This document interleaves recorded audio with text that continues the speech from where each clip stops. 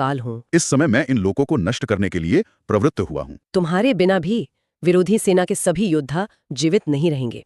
यहाँ कृष्ण खुद को काल यानी समय या कहिए परम संहारक के रूप में प्रकट करते हैं। काल का मतलब अक्सर लोग सिर्फ मृत्यु से लेते हैं। हाँ, पर यहाँ इसका अर्थ शायद ज्यादा गहरा है। काल सिर्फ विनाशक नहीं है। तो फिर वो परिवर्तन का एक शाश्वत नियम है। सृष्टि में जो बनता है वो मिटता भी है। ये एक चक्र है जो चलता रहता है। अच्छा, तो ये युद्ध भी उसी चक्र का हिस्सा है। हाँ, कृष्ण यही दिखा रहे हैं कि ये जो संहार होने वाला है वो भी उसी बड़ी ब्रह्मांडीय योजना का हिस्सा है। वो स्वयं काल बनकर उसे कर रहे हैं। इस सब के बाद तो अर्जुन की हालत सोचने लायक है। जाहिर है, इसीलिए वो अंत में प्रार्थना करते हैं कि कृष्ण वापस अपने पहले वाले रूप में आ जाएं, सौम्य रूप में। हाँ, श्लोक 11:45 में जब कृष्ण अपने मानवीय रूप में लौटते हैं, अर्जुन क्या कहते हैं? अर्जुन कहते हैं, आपके सौम्य मानवीय रूप को देखकर अब मेरा मन स्थिर हो गया है स्थिर हो गया है। और मैं अपनी स्वाभाविक स्थिति में आ गया हूँ।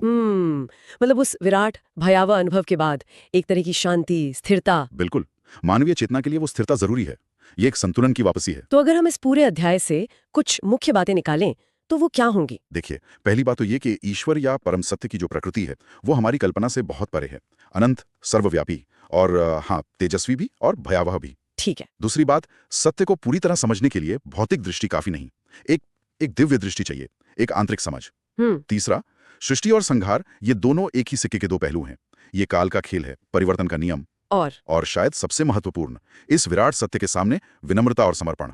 अर्जुन को यह एहसास होता है जब वो कृष्ण का वो रूप देखते हैं। तो हमने आज भगवद गीता के 11वें अध्याय के जरिए दिव्यता की एक बहुत ही विस्मयकारी रूप की झलक देखिए। हाँ, ये सिर्फ एक कहानी नहीं है, ये वास्तविकता की प्रकृति पर, यूनिवर्स के स्वभाव पर एक गहरा चिंतन है। ये सोचने पे मजबूर करता है। बिल्कुल। और ये एक सवाल भी छोड़ जाता है, अगर कृष्ण स्वयं को काल के रूप में प्रकट करते हैं, यानी परिवर्तन, विघटन और फिर पुनर्निर्माण की शक्ति, हाँ, तो इस विचार का हमारे अपने जीवन पर क्या असर हो सकता है?